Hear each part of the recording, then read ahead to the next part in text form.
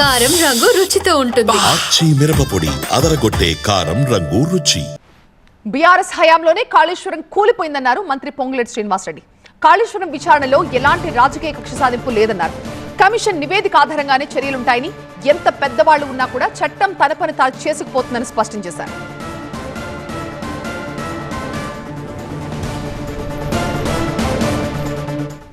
అది ఎంత పెద్దవాళ్ళనైనా ఈ ప్రభుత్వం చట్టరీత్యా కక్షపూరితంగా కాకుండా చట్టరీత్యా చట్టము తన పని చేసుకుంటూ పోతుందనే విధంగా, చట్టము ఎవరికి చుట్టం కాదు అనే విధంగా వాళ్ళ మీద కూడా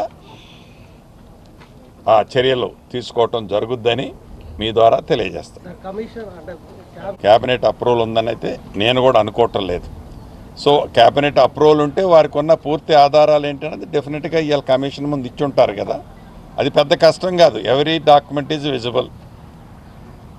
అది వారు వ్యక్తిగతంగా చేసిందా, వారి స్వార్థం కోసం చేసిందా, వారు ఏంటి అనేది తప్పకుండా బయటకు వస్తుంది. రెండో అంశం మిషన్ భగీరథ, దాంట్లో కూడా అదొక పెద్ద స్కామ్.